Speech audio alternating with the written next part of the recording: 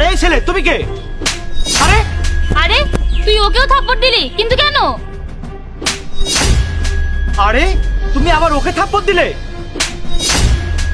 কি? এই ছেলে, কি সমস্যা কি তোর? তুই কথা বলছিস না কেন?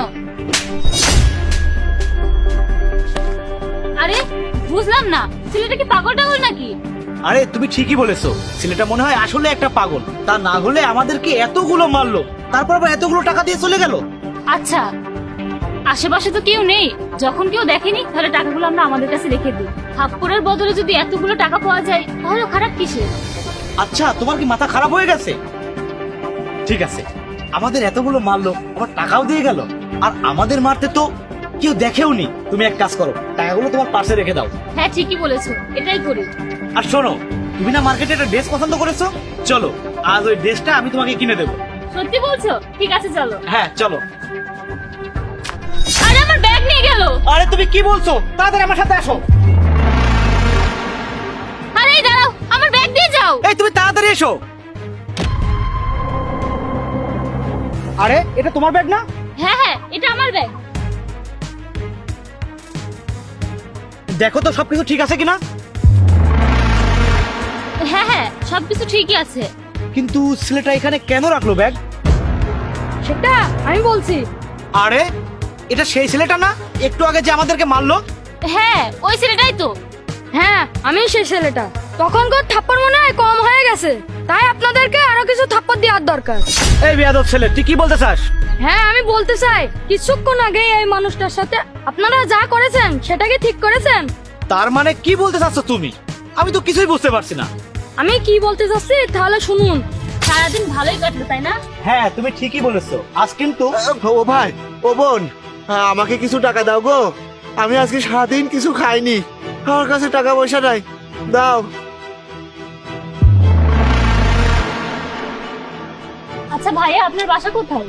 আমার আবার বাসা ও সামনের বস্তিতে থাকি।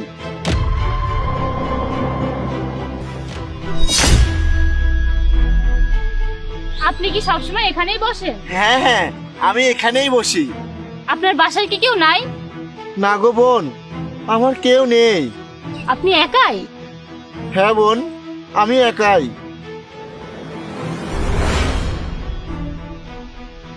ভাই আপনার ঘর সংসার নেই? না ভাই, আমার ঘর সংসার নাই, কেউ নাই। আমার এই পাটাই শক্তি পায় না, তাই কাজ করতে পারি না। ঠিক আছে ভাই, ভালো থাকবেন। আমরা সামনে একটা কাজে যাচ্ছি, আমাদের জন্য দোয়া করবেন। ঠিক আছে ভাই। চলো।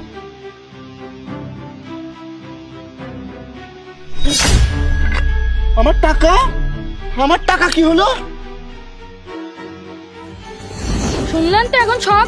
এখন আমার আর এই লোকের টাকা ফিরিয়ে দিন, তা না হলে আমি কিন্তু অন্য ব্যবস্থা নেব। এই কি বলছিস তুই? এই টাকা তোদের মানে? তুই তো আমাদের থাপ্পড় মেরে তার বিনিময়ে টাকা দিয়েছিস, আর এই টাকা এখন আমাদের। তুই যদি বেশি বাড়াবাড়ি করিস তাহলে তোকে পুলিশে ধরিয়ে দিতে আমরা বাধ্য হবো।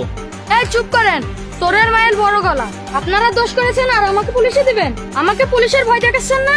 আপনারা কি পুলিশ ডাকবেন? পুলিশ আমি ডাকবো, আপনাদের ধরিয়ে দেবো। ভালোই ভালো টাকাটা ফিরিয়ে দিন। বাবা এইসব ঝামেলা করো না, আমাদের ভুল হয়ে গেছে। আমরা তোমার সব টাকা ফিরিয়ে দিচ্ছি। এই অপু, টাকাগুলো বের করে দাও। এই যে বাবা, তোমার টাকা। পুলিশ ডেকো না, এসব যেন কেউ না জানতে পারে। কিন্তু তুমি এতগুলো টাকা কোথায় পেয়েছো? আপনাদের শিক্ষা দেওয়ার জন্য আমার বাবার থেকে নিয়ে এসেছি। অপু চলো আমরা এখান থেকে যাই। আঙ্কেল, আপনি আপনার টাকা ফিরে পেয়েছেন, এখন আমি যাই। দাঁড়া বাবা, বসো। আমি তোমাকে মন থেকে দোয়া করি, আল্লাহ যেন তোমাকে আরো অনেক বড় করে। তুমি যেন সারা জীবন এভাবেই মানুষের উপকার করতে পারো। যাও বাবা। আসসালামু আলাইকুম। ওয়ালাইকুম আসসালাম।